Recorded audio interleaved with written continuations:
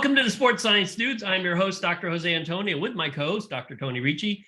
If you're a first-time listener, hit the subscribe button and like the show. We are on YouTube, Rumble, Apple Podcasts, and we're on Spotify. That's where all the young people go, Spotify these days.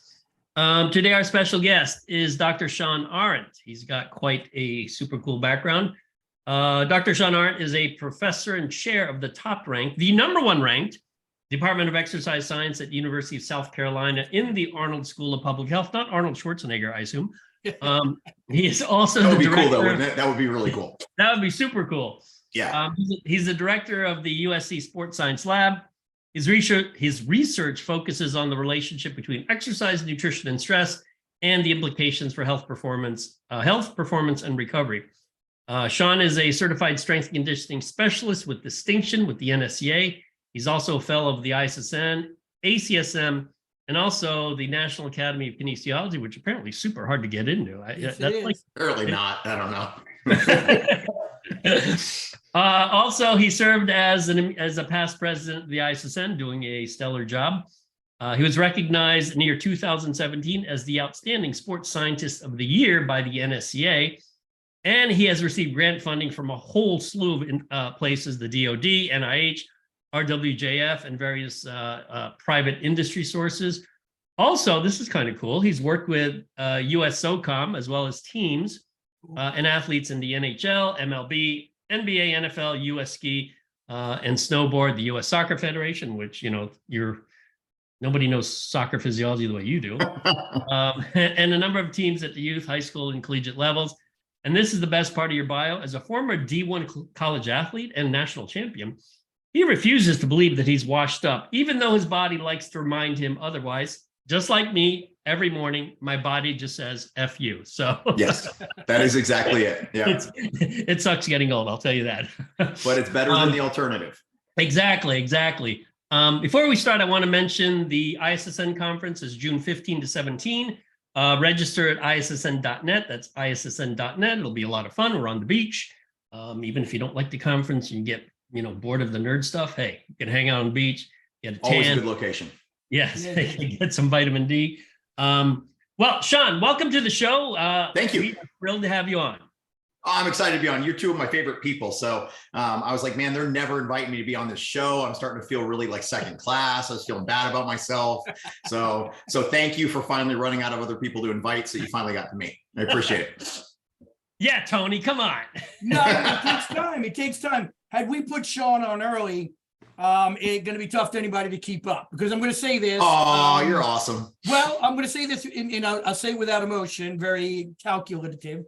The guy is one of the hardest working and best researchers in the United States. And I mean that from my heart.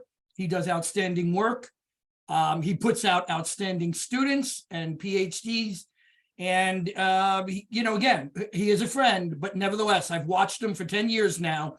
And I know few that work harder, you put more time into what it is they love and they pursue. So we're happy to have you here, Shawn. I mean that from my heart. I mean, that means a lot, buddy. It really does. You're one of the world's best at what you do. Thank you. I'm not sure what I do, but I'm glad to be the best at it. On a daily basis, I question that. I think, there's a lot in our industry that, who have PhDs or advanced degrees. And I consider Shawn one of the better thinkers, because there are people who are thinkers and there are people who, to them, science is a job. It's like you get up, you do it, but you really think about stuff. And I think what people should appreciate about Dr. Arent is he's a great thinker. And, when people come up with silly ideas about whatnot or the new fad of the day, like, hey, sometimes you got to step back and just think a little bit about it, which segues to a question I have for both of you. You all know Peter Attia. I think, Tony, you've been friends with him in the past. And, I know Peter for a long while. He is a big fan of, I guess the word would be training or doing exercise in zone 2. Zone 2 is roughly somewhere between 60 and 70% of your max heart rate. If you exercise a lot in zone 2, it's the best way to improve your lifespan, improve longevity. And for the life of me, I find no data supporting that. Now, you and I know if you exercise, you'll live longer. I mean, we know that. But once you start getting down into the details, it gets a little tricky. So, Shawn, what do you think of that? I think that, they're really, I'm not aware of any longitudinal data supporting specifically zone 2 for the longevity part. And I think that just from a purely practical standpoint, you would need to know they're in zone 2, which would suggest that we're talking about very, very long-term studies that would deal in longevity, that heart rate monitors have been around long enough to actually determine that, right? So highly unlikely. Now, that being said, if he's extrapolating that from some of the blue zone data and some of the other longevity studies based on like physical activity patterns and typical activities, then maybe we could make a case for that. But I think the reality is, look, yeah, exercising in zone 2 is good for you. Exercising in zone 3 is good for you. Exercising in zone 4 is good for you too. And so I think sometimes we get caught up a little bit too much in this is the best way to live longer, do this, whatever. I think that in some ways, as silly as this kind of sounds, we need to stop talking about longevity and start talking more about functional longevity.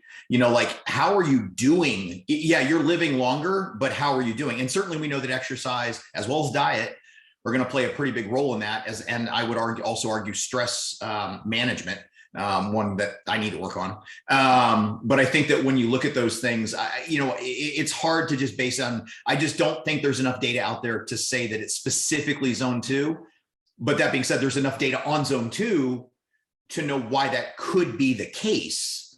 I just think it's a pretty firm statement for what we don't really have strong evidence for, other than maybe epidemiological data.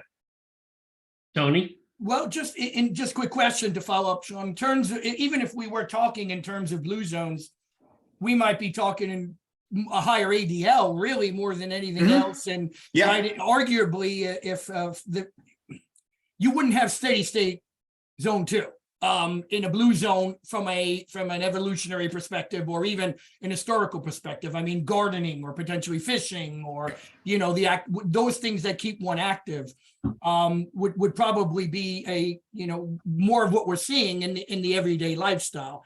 But nevertheless, I would happen to agree with you. There are no negatives to the zone 2, from regulating body composition, maybe optimal body weight, along with the cardiovascular benefits and mood benefits. So to your point, and I don't see any negative to it, but to make it conclusive, that would be challenging. Nevertheless, it would be, as I think Shawn best noted, an integral part of potentially increasing lifespan and quality of life. Yeah, and I think the other thing too to realize is, kind of going back to the blue zone idea, then we have to start questioning the other lifestyle factors that go into the support of being in more zone 2 type activity. And oh, by the way, how long do you need to sustain that? How many hours a day is that? Is it minutes? Is it minutes at a time? Is it a consecutive 20 or 30 minutes? Is it simply that those populations that we see tend to be more active throughout the day, or they ambulate more to get to other places? They use fewer cars, they ride bikes more and things like that. And so now, is there also a covariate in that relates to, as you already mentioned, with like obesity and stuff, the body weight factor too? And so I think it's hard to just parse that out. That being said, I don't want people to think that we don't want to encourage them to exercise in zone 2. Like, it's not bad, but I wouldn't spend your whole time there either, because you're also not going to get the same benefits that some of the higher intensities offer you, or some of the other modalities for that matter. Which brings me to a question that's more speculative than anything else, because I don't think anyone knows.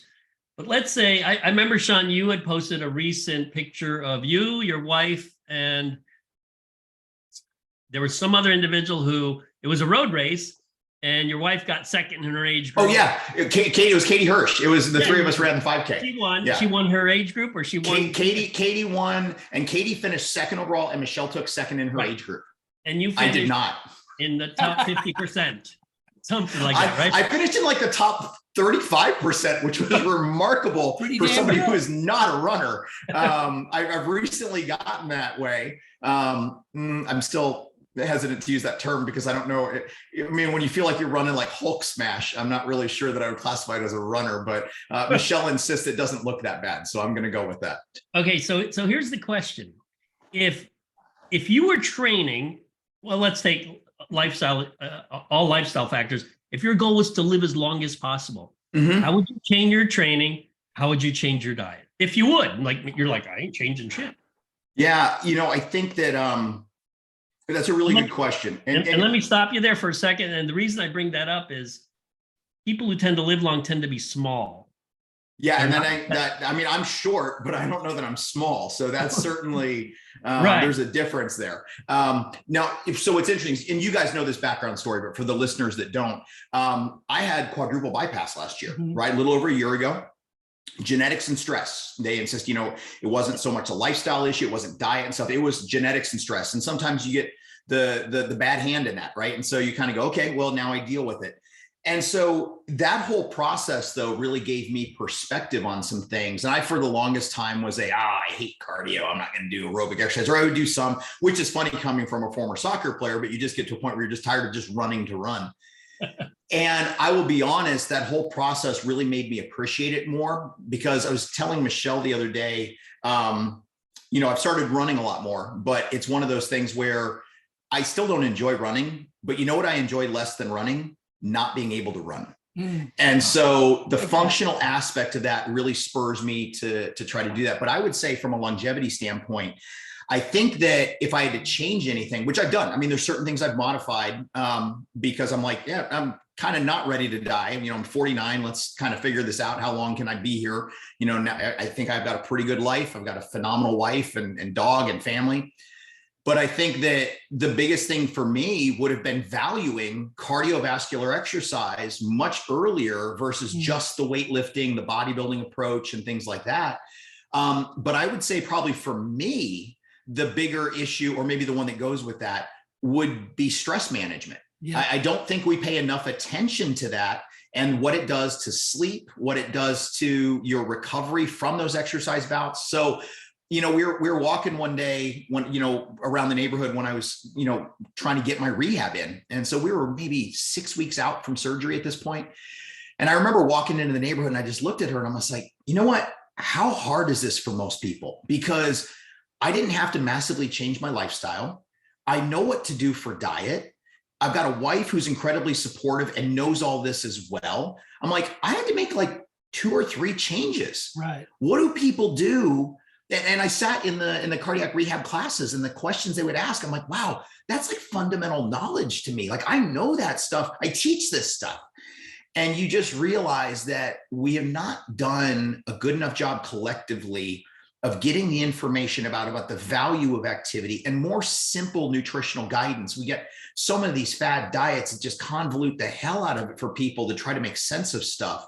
And I think at the end of the day, it's, you know, mostly eat whole foods, get cardiovascular exercise and resistance exercise in, strength train, and manage your stress. And oh, by the way, get some sleep.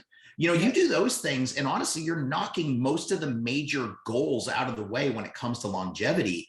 But I think for me, it's interesting because I think one of the things in this area in our field that absolutely drives me nuts, that I am so tired of people propagating this, and it's become such a ridiculous argument, is, am I better off strength training or doing cardio?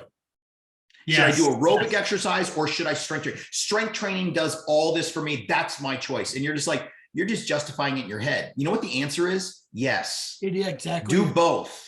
Like there is no reason not to. You guys know me long enough. It's hard. I'm hardly going to be the one to tell you not to strength train, right? Like that's been my world.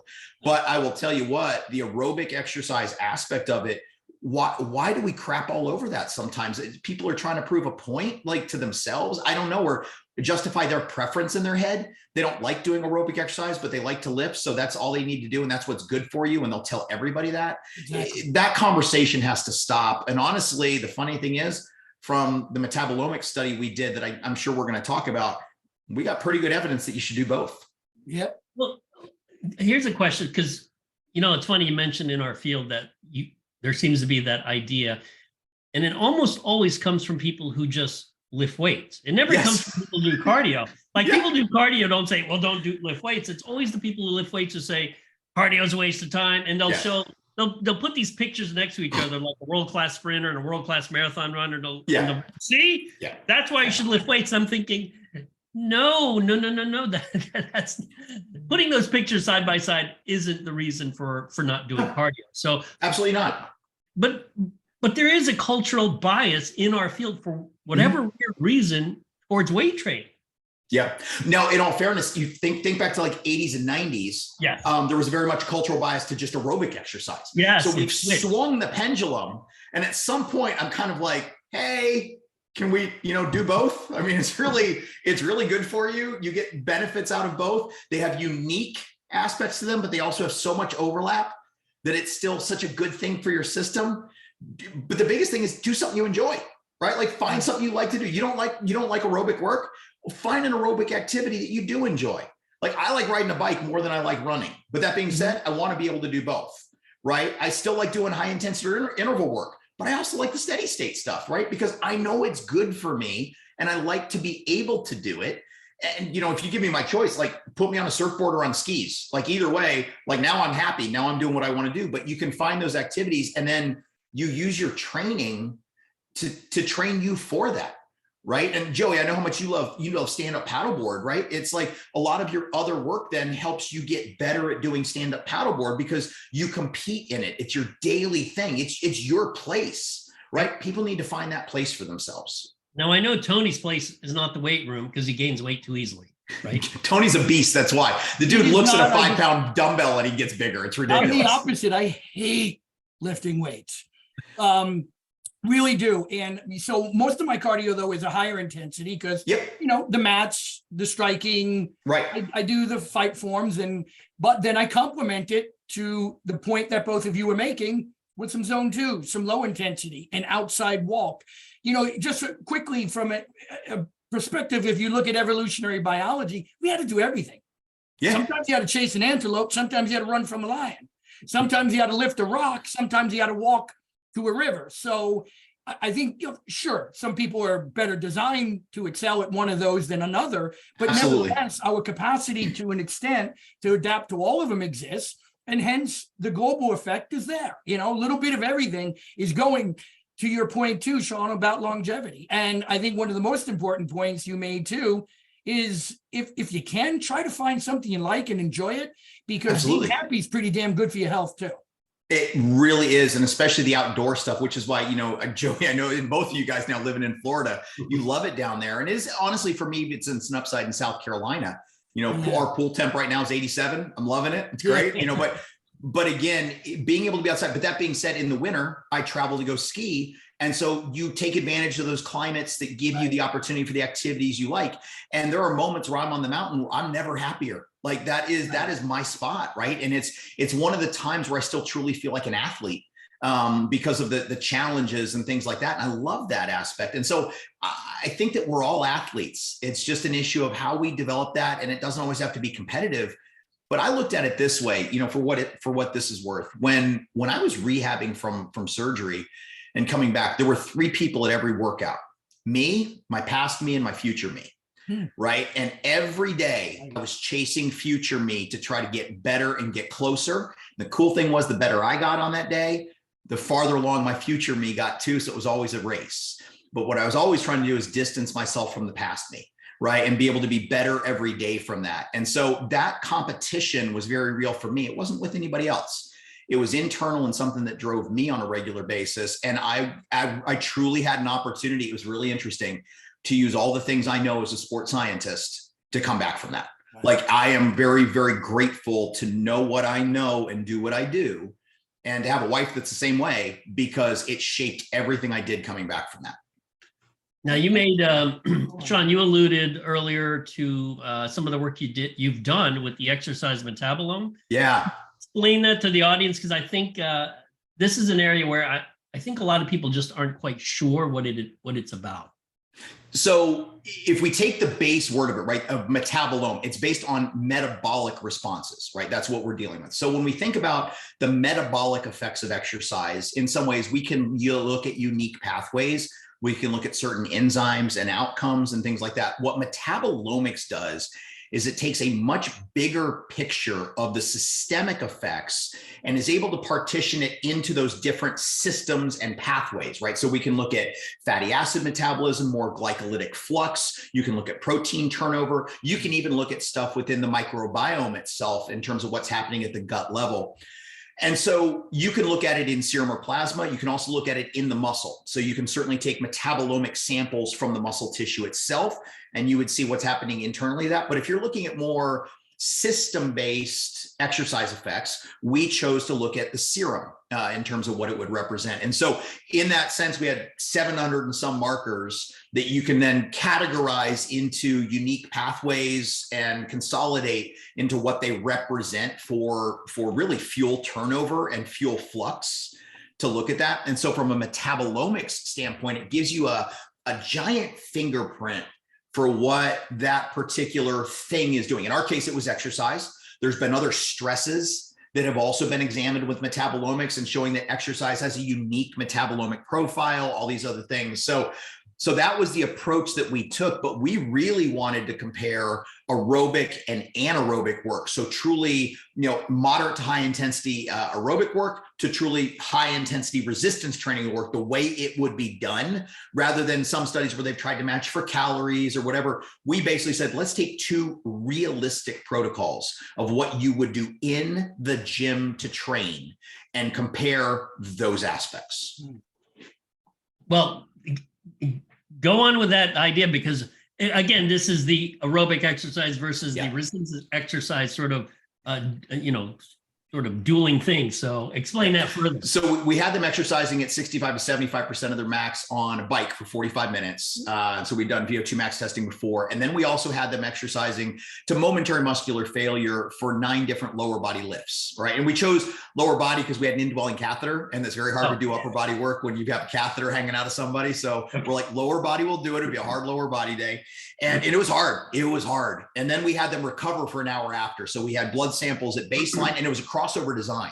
So we had the same people doing both of these workouts, right? So we were able to minimize some of the variability and look at some unique aspects. And we'll probably have 2 more papers coming out on this study in the fairly near future, because we also looked at sex differences, and we also looked at training background differences with this as well, which was pretty cool. But for this one, taking a more broad approach, and what we did then is we tracked them immediately post. We got a draw right after, and then another draw at 1 hour post. And we were looking at the metabolic flux through this process. And to be honest, the thing that jumped out to us is that both of those activities had far more in common than they had different. Exercise is exercise, but they each had some unique signatures as well. For example, it was very clear during and immediately following the aerobic work that there was heavy fatty acid flux, right? So there was a high reliance on oxidative phosphorylation in that case, especially when dealing with the fats, though there was some glycolytic flux. In the resistance exercise stuff, the glycolytic flux and its markers and its pathways and enzymes were far elevated. But what we started to see is that by time 2, so the post 1 hour, there was much more fatty acid metabolism in the resistance exercise because it was indicative of the recovery response, right? So that relative higher intensity with resistance exercise kind of delayed the recovery process a little bit. It took a little bit longer, but by and large, other than the time course, really what we noted in this more than anything else is the biggest difference was magnitude, not direction. So there were no markers that went in different directions based on those 2 modalities. Everything changed the same.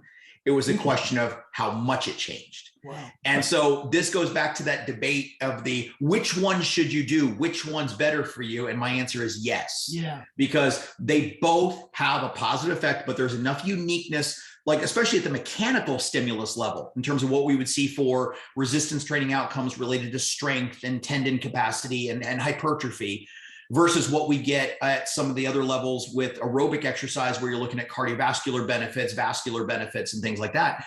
But they both, from an bioenergetic standpoint, they both have a really similar stress metabolome, right? In terms of what they do. And those appear to be different than other stressors. So exercise truly is unique in terms of how it does that. And so we really were designed to move. So the needle moves the same direction, just some of the aspects move more with aerobic, more with resistance. So pragmatically, if someone, you're talking to someone who just wants to work out and has a certain goal, pragmatically, what would this mean to them? Basically, it would mean that you can look at, if you, depending on how many days per week you can work out, you want to work out, or how you want to do those workouts, is combining the two effects is going to give you some kind of stimulus that's remarkably similar from day to day, but also targeting one versus the other or doing both will also give you some unique outcomes too. And I think what was really cool for us is like, I think the way we finally, the way that actually worked the best for us to finally visualize it, because we had heat mapped the crap out of this thing. And you're just like, man, I'm not sure what I'm looking at right now. Like there's a lot of red here. Like there is a lot of stuff going on. We actually just simply counted the markers that changed and did a Venn diagram and looked at where they overlapped. And there was a remarkable center overlap. Now, I will say, in some ways, it looked like aerobic exercise moved the needle more with some things, but also realized metabolomic panels are heavily favoring fatty acid metabolism. That's where most of their markers are.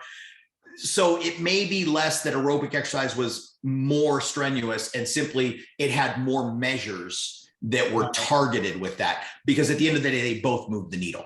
Right. But I think from a practical standpoint, honestly, we're still looking at some of the practical implications, because the reality is, I think the best part about it is it means you've got some choice, right? There isn't just one way to do this. You have some choice in terms of how you get there.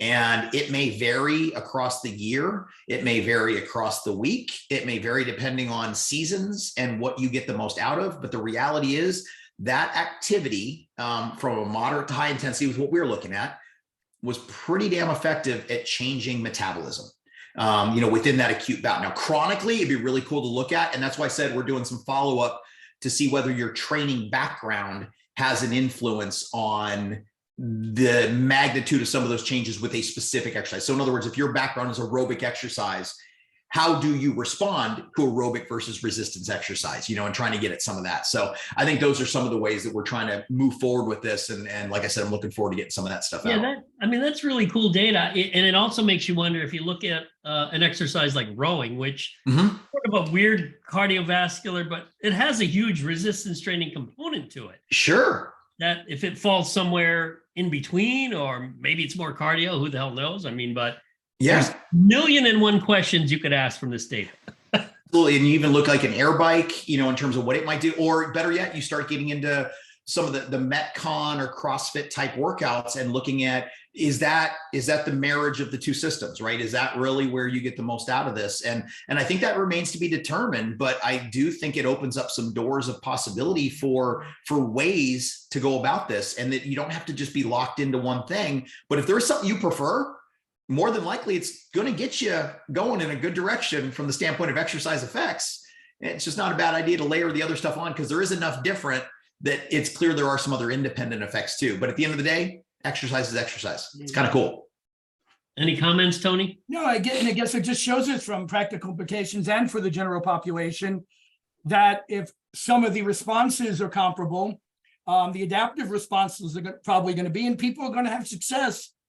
Because sometimes you'll hear this too, Shawn, right? Responders, non-responders, those type of things. Oh, we'll come back to that. That's a great point. Right? No, in this case, what we're seeing here is there are going to be some comparable responses to both styles of exercise. And the likely case is there's going to be a good deal of benefit from it. Now, again, to reiterate, maybe one person will have a little bit more of a response that they desire from resistance training, different genetic factors. But the good news here, it looks like everyone is going to get the benefit and should be participating in both, to your point. So real quick with responders, non-responders, there was a really cool study that one of my faculty here, Mark Sarzinski, did. And he's worked really closely with Pennington Biomedical. But anyway, they have data and they were looking at the responder, non-responder issue. And basically what they concluded, and I think this was published in Nature a couple of years ago, there's no such thing. In other words, it depends on what you're measuring. So if you include enough outcomes, everybody was a responder, right? But when we're limiting it to one or two outcomes, it's like responder, non-responder. And then the other part of it too was non-responders go away if you simply train harder, right? So it may simply take more for them, but using the term responder, non-responder is probably disingenuous. Right. It just simply means it's sort of like easy gain, hard gain, in terms of what you get, but then also looking at the right outcomes for them, because to your point about the genetics, there may be other things that people get out of it that just because that's not what we measured in the study doesn't mean it didn't occur. Exactly. Cool. Yeah. I I feel hear like that term too often. I'm sorry. That's why I brought it up. And Yeah, it's a great point. It needed to be discussed. Yeah. right, the response, non-response. Maybe it was the same paper, but it was cardiovascular training or aerobic training, Correct. and some people responded to 1 to 2 days of training. Mhm. Others required like 3 to 4 days of training to get Yep. the same response, but they still responded. They respond. right. Yeah. They're Yeah. going to get benefit. It must be frustrating for those who have to do it more times per week to get the same benefit. It is. I really hope they enjoy it. So, but I do think, so here's the other thing about that though, is that brings up an interesting issue when somebody's working with a trainer or a coach. And if they're only emphasizing a certain outcome, are you missing the boat on the other progress you're making, right? Because you need to have a more robust assessment in that case, or look at other sources of feedback. Because, so for example, and you guys know this well, I mean, you could train somebody and maybe they don't get a tremendous amount of fat loss from the exercise, but what if they're now able to run? Or what if they're now, lifting twice as much as they were before? Is that not an outcome? Exactly. So again, identifying where the benefits are. And I think sometimes we miss that to be able to give feedback to people. And again, I think that we have to be careful not to also dismiss the value of an enjoyment factor. And it doesn't always necessarily mean especially for those of us that have been training a while, I can't honestly say that I go into lift and I'm like, oh my God, this is the most fun thing I've ever done. This is the best day of my life, right? But it's like, you feel good when it's done and you're doing it for a purpose to be able to do other things too. There's a functional component to it that, to be honest, in my 20s and 30s, I probably largely ignored. As you get older, you're like, man, I want to be able to ski better. I want to be able to bike. I want to be able to surf. And so now my training starts to revolve around being able to do those better, more like an athlete uses resistance training versus just lifting to lift. Speaking of surfing, have you been out on the water? No, not since my surgery. That's kind of the last frontier. And part of it was the timing with the weather. And then, like last summer, you figure, I'm like, I'm not getting on a board with my chest still healing from getting split down the middle like a freaking lobster tail. So I think at this point, it's one of those where I would like to get out this summer and see how I'm feeling. But unfortunately, I have an arrhythmia that needs to get fixed. So I'm kind of debating whether I wait to get in the water until after that gets taken care of or not. But it doesn't bother me most times. But it kicked off while I was skiing in Aspen. I was in VTAC for 50 minutes. It was pretty scary.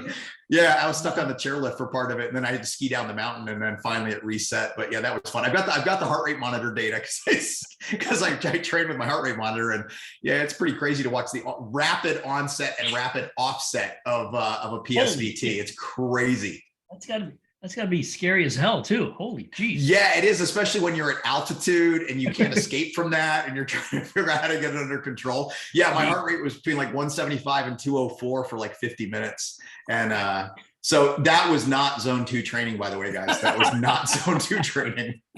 Shawn was in zone 35. So you know what? Honestly, there may be something to that longevity part, because if I had stayed there much longer, we may not be having this conversation. I'm not really sure, but I was good the rest of the week, so it was fine. I can laugh about it now, but at the time I was like, I don't think this is so good. It was so funny because Ski Patrol was like, you're remarkably calm about this. I'm like, because if I freak out right now, it's going to get worse. So I'm just 250. Yeah. I'm just rolling with it, man. It is what it is. Well, let's see. Let's go back to the 1970s when John Ivey did some of the original work on glycogen repletion. I mean, some of the most important work in our field. I agree. And issues of timing, carbohydrate timing, protein timing. Now we just call it nutrient timing. No, we don't. No. Well, you're right. We do, but it's such the wrong term for the way most people talk about it. I would agree with you. And it's gone through these weird evolutions of it's important, it's not important, it's important, sometimes it's important. Give us your thoughts on this, because I think you've done a really good job explaining this to people who otherwise aren't familiar with the data. So when we look at the Ivy work, right, and it's funny because people called it the anabolic window, but if you actually look at Ivy's original work, it was the metabolic window, right? And so the idea was, in that time period following exercise, especially resistance exercise, there was an opportunity due to GLUT4 activity, due to changes in substrate flux, where you had a prime window to more optimally refuel and replenish glycogen, right? That still holds. That doesn't mean that other nutrients wouldn't fit in there too. And so we started looking at the effects of amino acids, the effects of proteins, and lo and behold, it further stimulates protein synthesis following exercise. So then people started to look at that, and is nutrient timing, is this anabolic window a myth? Is it whatever? And I would say, to kind of skip ahead a little bit, yeah, I've come to appreciate the fact that it's far less an anabolic window and far more a garage door. A garage door of opportunity is the way I look at it. And so what started to happen is the question started to become, do we have to? Do we really need to feed right after exercise, or can you wait? Now, from a theoretical standpoint, fairly interesting question. Does it make a huge difference? Okay, fine. So unfortunately, and by the way, I should say there are very few nutrient timing studies, very few, especially on protein. What's happened though is nutrient timing or protein timing meta-analyses have been done on non-timing studies. There's probably 2 or 3 true timing studies. Anyway, when you look at those, they're a bit mixed, but interestingly enough, the Cribb and Hayes study that kind of forms the basis for our understanding of this was the only one that used both carbs and protein, right? And then the other one by Jay Hoffman, they just used protein and didn't see as much of an effect here. Okay, so maybe the macronutrient profile matters in this case. But what started to happen is they came out, they said, oh, look, when we look at the data, it really doesn't matter. But the other problem too, it really has more to do with total protein in a day. Fair, it does. I mean, you can time the hell out of your post-workout shake. If you're not eating the rest of the day, guess what? It's a drop in the bucket. So yeah, intuitively that makes sense, and that's fine, and it can give us some information. What started to happen though is I started to see strength coaches online go, yeah, I knew this was bogus. I now tell my athletes, don't eat after your workout because it doesn't do you any good. I'm like, whoa, whoa, whoa, whoa, whoa, whoa, whoa, whoa. No, that's not what that says. And so the reality was, if you ate hours after your workout, especially protein, it would still have a synthetic effect in terms of protein turnover and muscle building, as long as you had enough protein in a day. Here's the problem though, when you get outside of just working with novice exercisers, which most of those studies were, by the way, right? In that case, by far, the greatest stimulus is going to be the training. By far, it's not going to be the diet, right? You could just look at a weight when you haven't been doing anything and something will change. Yep. So that's hard. But when you actually work with athletes and you do stuff in a performance realm, even including special operators and tactical athletes and stuff like that, wrestlers, fighters, all that stuff, the reality is, why in the world wouldn't you fit that extra feeding in if you could and take advantage of that window for replenishment, especially if you have to train again the following day, or in the case of Tony's fighters, you got to train again that day, right? You got 2 and 3 sessions a day. You can't wait 24 hours for muscle glycogen and stuff like that. So, and the other part too is with higher protein needs in these athletes, as we've all attested to, and even the people that are basically saying it doesn't matter, acknowledge like the protein intake in a day matters. There's only so many opportunities to fit that in. And if you have a fairly long training session as an athlete, it's probably been 3 or 4 hours since you last ate before you do this. So eat after. Does it mean you have to be slamming that shake as you walk off the field? No, but I will tell you this from a practical standpoint, especially working with college athletes. If you don't reinforce that behavior and make it easy for them to replenish as they're walking off the pitch or off the court, they then go to class, go do other stuff, and they literally forget to eat. So building that habit of replenishment is never a bad thing. And so I think we bastardized the concept, unfortunately. And I think that we've thrown the baby out with the bathwater. And the reality is, if you had a workout, you realize you forgot your protein and carb shake after, and you got to drive home now, you're okay. Like, you're not going to die. It's, you can just eat when you get home. However, there is no downside to replenishing after. As a matter of fact, if anything, there's just upside. But again, if we take a very narrow view of nutrient timing and just limit it to protein, yeah, it's a little less clear. I still look at it as an opportunity, because now I have that many more hours to fit in protein feedings when my synthetic rate would be higher and I can metabolize this. Certainly from a carbohydrate standpoint, though, it's important. But to do that and to look at the relevance of that, we've got to get outside of just weightlifting. Weightlifting is not particularly carb depleting. 30%, 50% maybe. Play a soccer match. You can look at Bank Saltine's classic data, where they saw as much as a 96% decline in muscle glycogen. You got to feed, man. You got to feed the machine when you're done, because otherwise you're not going to turn around and do this again. So I think from a timing standpoint, that's where it matters to me. Right. Shawn, to your point on, like, I had my soccer athletes had a long game Friday night and they're playing again Sunday morning. Yep, exactly. You, under those circumstances, I mean, if you do everything right, it's going to be hard to get back everything you need. And after I would a love 90-minute soccer or game, right? So, yeah. but to your point, I always remember your 4 words. Why would you wait? Right. You know, if you're an athlete, why would you wait? It just doesn't make sense. And even if you look at, I think some of James E. Morton's work on carb restricted training, right, where they don't fully feed after a training session and then they do work in the morning in a carb restricted state. Okay, maybe that, because you don't always want to train in an optimal situation. But what people forget about that work is the only time they actually saw a performance benefit is when they still fed protein before that morning's workout. When they did this. So they didn't fully replenish carbs, but they still fed. Any of the studies where they completely trained fasted, they saw mitochondrial upregulation and biogenesis, but no effects on performance. Mhm. It wasn't until they fed the protein. And by the way, they didn't do it every day. So I see some athletes are like, well, in coaches, they catch on that, oh, just train in a restricted state because you get better. And they do it every day. And I will tell you what, if you're doing it in a skill sport, you're an idiot, because now you're risking injury. Right? That is a bad idea. Go for a run or on a bike, different story. Now having to cut, go up for a header, get hit in the face, stuff like that. Like, you know, you're trying to dodge some stuff, man. I would want my reaction time a little bit better than that. Yeah, and just to say, a risk of injury increase, as you said, and a definite decline in motor skill application. Sure.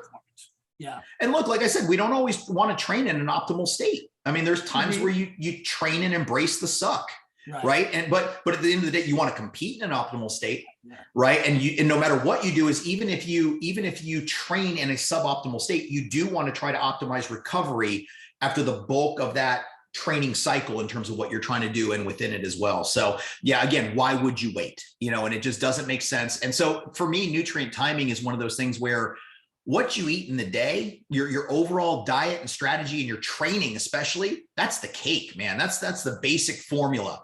The icing starts to become the nutrient timing, right? Where now once you bake the cake, now you got something to put the icing on. So now you can time. And then when you start looking at like more specific supplements and sort of unique strategies within each timing phase, within that peri-workout period, those are your candles, your decorations, and all that stuff, right? So, but you got to have the fundamental cake first. There's no doubt about that. So you can't time your way out of bad diet overall for recovery. But at the same time, then once you get that ironed out, then the timing can actually be pretty useful. And I would love to play the teams that don't believe in that. I would be fine with that. Now, in terms of the timing, this is sort of an offshoot of that. When you look at what I guess, for lack of better terms, time restricted feeding. So you have a window, let's say it's from 12 p.m. till, I don't know, 6 p.m. I'm just making it up. Which to me is sort of a form of fasting. You're just, because you're narrowing your feeding window. It's intermittent fasting, basically. Sure. Yeah. What are your thoughts? Because I get questions commonly about whether or not that is an effective mode of promoting fat loss compared to just, you know what, I'll just eat less all day. Is there anything magical about narrowing that window of your feeding? The only thing magical about it is it takes a lot of the math out of people's heads from the standpoint of trying to figure out caloric intake and what matters, because basically what they found is it works very similarly to more chronic caloric restriction. There's nothing special about it. It doesn't create any very unique environment or reduce inflammation in a way that nothing else does. People like to believe it does, but it really doesn't. The evidence isn't there. And so when you look at it, the reality is when you have a shortened feeding window, you simply don't make up for that additional feeding on those other times, right? You have less room to fit stuff in. Now, what's funny though, is there is increasing evidence that most people do that bass-ackwards, right? Where what they wind up doing is they fast early in the day. So they don't eat when they wake up and whatever, and then they've got a later feeding window. But the data actually suggests from a chronobiology standpoint, that's backwards for us metabolically. But second of all, there was some really cool work where they showed that athletes that skipped breakfast, skipped that morning meal, actually performed worse later in the day, even if they wound up eating the same number of calories. So they matched on calories. So they matched energy intake by the time they had to perform, like say a game time. But by skipping that breakfast meal, it put them in the hole and they never recovered from it. Right. So you got to know how and why you're using this. Look, you're going to have plenty of people that will tell you intermittent fasting worked for me. I tried to lose weight with all these other diets. It never worked, but I just simply did this. Yeah. You know what? It did, because you just wound up eating less that way. Congratulations. And so I have nothing against it from that standpoint, but use by athletes, man, that's a hard one. That, like, I don't like that, especially depending on when your training window is in relation to your feeding window.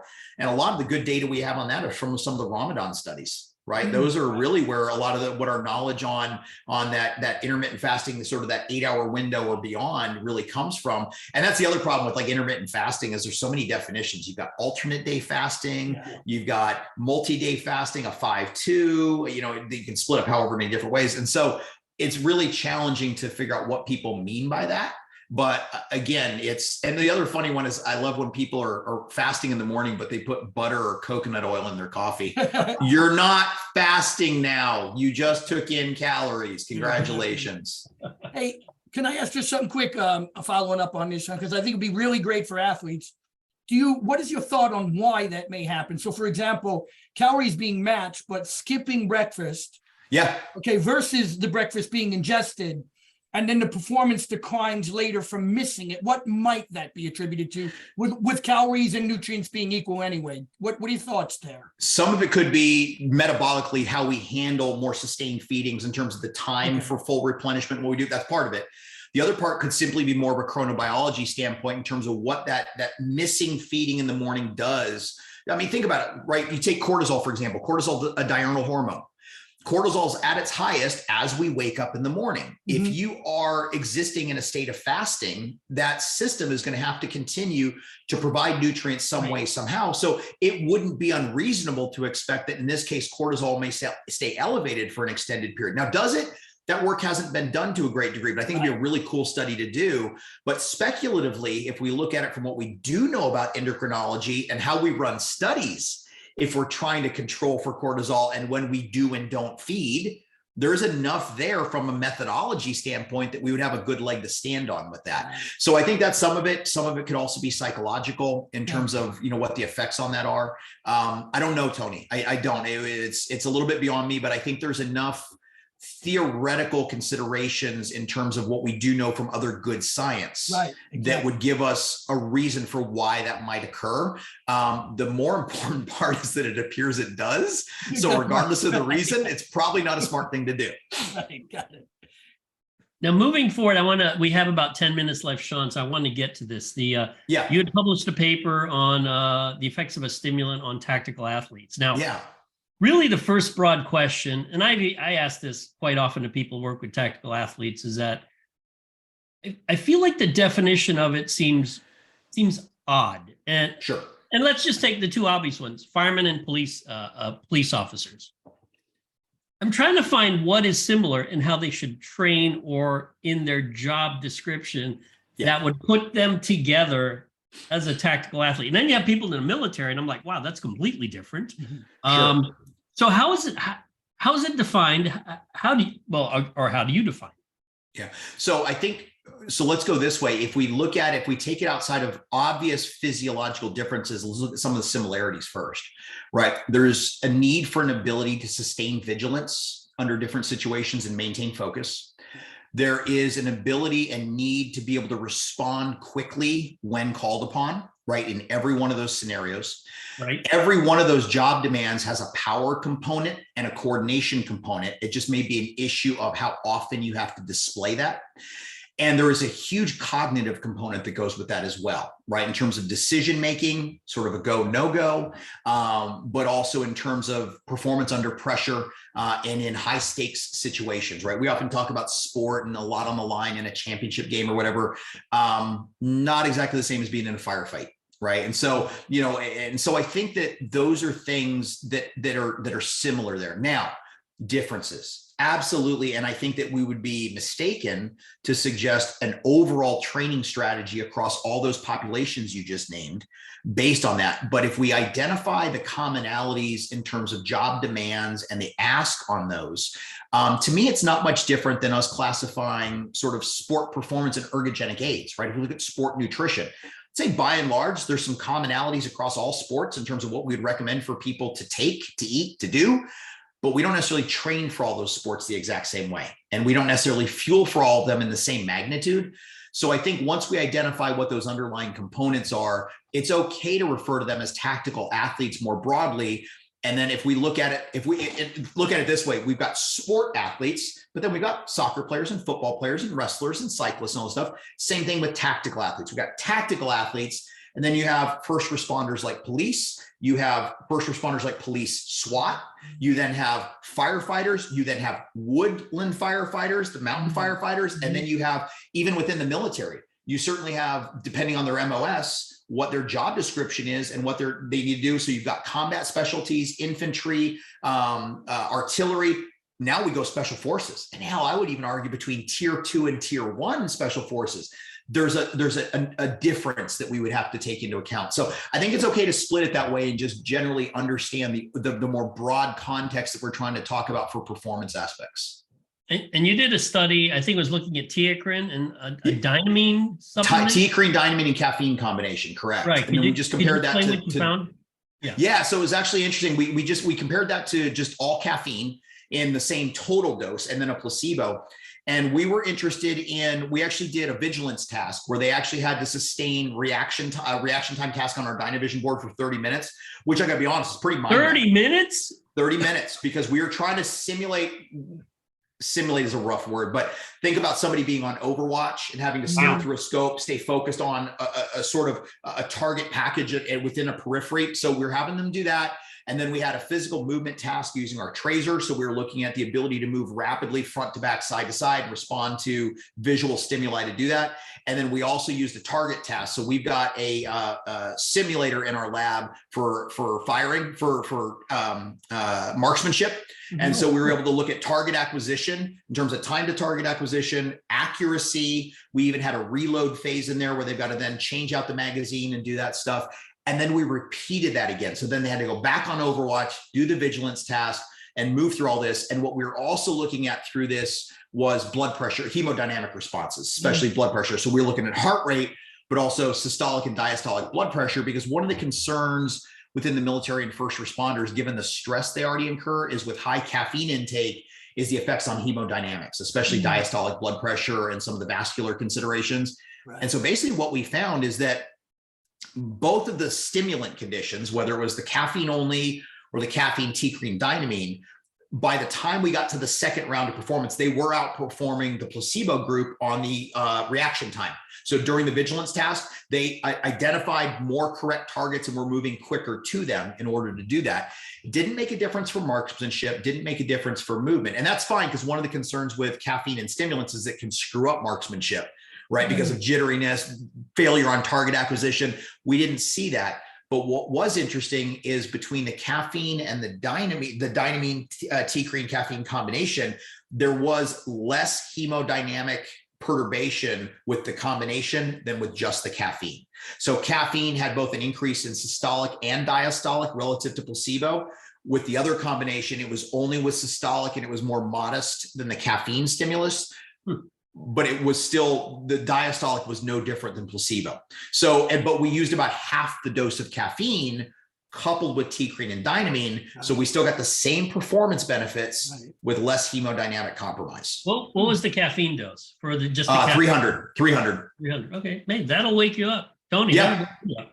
That kickstarts the heart for sure. 30 minutes on dynamine. I've never heard that duration. That's amazing.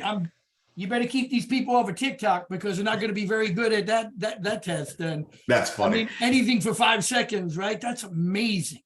Yeah, and they were great about it. And we used military and first responders in this, especially police, but we also used a lot of ROTC cadets and midshipmen, because they're the next generation of the military going into this. So we tried to involve them. That actually, our ROTC group here has been awesome about being involved in some of our research. We have some stuff going on right now with the Air Force for a study we're doing again on caffeine and teacrine, but looking at cognitive performance under fatigue.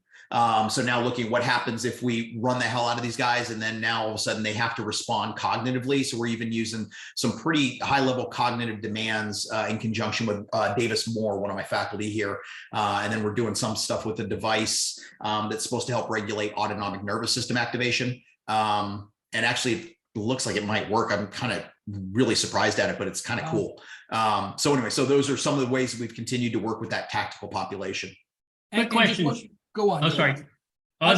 The follow-up question I was just going to ask, might there be any, is there any, with this mix, any potentially any age-related variables with that? Like, is a 22-year-old going to get a different effect than a 35-year-old, both being in the military or fire, or do we know, or? It's a great question, Tony. And so far we have not seen that, you know, but we normally cap it around 35. I think our previous study, it was 40 something. But that's because we're trying to look at like the, maybe towards end of career of active duty with military where they would still be in the field. But with the study we're doing now, it's up to 35. With that one, it was a broader age group with the T-crene dynamine stuff. But by and large, not much of a difference. And the other thing we were worried about is on the marksmanship task, that we would have a big difference between those in the military and the police versus the ROTC kids. And there actually wasn't. So we're really happy about that, because honestly, most of these kids, maybe it's because we're in South Carolina, they have more familiarity with firearms. So it wasn't like, it wasn't novel to them, but also a lot of the military and police guys maybe haven't spent a ton of time on the range lately. So you get some of that as well. So it's still that ability to respond when the time comes in order to meet the demands. Great.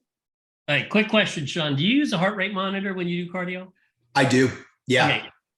This is sort of a selfish question, but I've gone back and forth between using a heart rate monitor to monitor exercise intensity versus using RPE.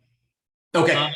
And I have found that there are days when I feel like shit, but my heart rate is low. And there are days when my heart rate's high.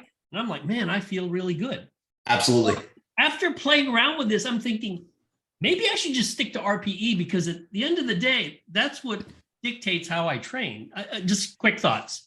It is, but it may not dictate how you adapt, right? So the overall training load and the role that heart rate plays in that, I think it's also one of the reasons why I'm cautious about, I am a fan of heart rate variability, for example, and monitoring it, but not a fan of how it's normally applied, right? Day-to-day fluctuations should probably not dictate your training for that day. We don't know enough with that, but looking at patterns and trends over time. But what I think is interesting, Joey, is if you use heart rate and RPE, looking at times when they start to dissociate and whether or not that dissociation starts to last. So you may have one good day or one bad day based on it, but if you now start to notice a series of days where heart rate's low, but RPE is really high, honestly, that's early indications of overreaching in some cases, or insufficient recovery, if nothing else. So that can be a great tip. And that's why I think the subjective and objective is useful in that case. And it also is just a great way to use some of your own, like the autogenic feedback and regulation to know how you want to do that. But I would say, and it's something that I ignored for too long. It was actually funny. There was a time during cardiac rehab when, and I was doing as much as they would let me, right? So I was doing like 5-6 miles a day. I was just, going. And there was a point where I just started to feel really tired and stuff. And I was getting irritable. And Michelle looked at me, she goes, "This was one of your athletes. What would you say to them?" I'm like, "What are you talking about?" She goes, "Pull up your training diary." So we did. And I went, "Oh, never mind. I know what's going on." Right. But it's one of those things that's where the heart rate for me is a useful manipulation check, but it also allows me to see over time how I'm responding to a similar stimulus in terms of adaptation. But I agree with you. I think RPE is incredibly important to dictate that. And then other days where maybe it feels really hard and you can look at that data and be like, I do still have some left in the tank though. I can go. Right. And so, because it's hard to distinguish between those days where you're just not feeling it, but you need to get it done, and the days where you're like, man, I feel good today. Right. And I would argue it's the days where you're like, oof, this one's a rough one. Those are the important days, right? Because those are the days where discipline trumps motivation. Yeah. Those are the days I blame age, however. I blame age for everything. So I'm right there with you. All right, last one. Top 5 supplements, science-based supplements that are actually used. Okay. And maybe the top 5 popular supplements that are total horseshit. Yeah. So that's a great question. And I would say one thing I will do is we probably need to attach a caveat to this, which is it depends on what you want to use them for, right? Okay. Because it depends on whether you're talking about performance outcomes, body composition changes, or even different types of sports. But overall, I would probably say two easy ones, caffeine and creatine, right? Those are sort of the two monsters when it comes to data on those. Protein, whether we consider that a supplement or not, it depends. Obviously, we eat protein too, but if you want to consider it from a supplemental form, we know that it can have positive effects as well. Right.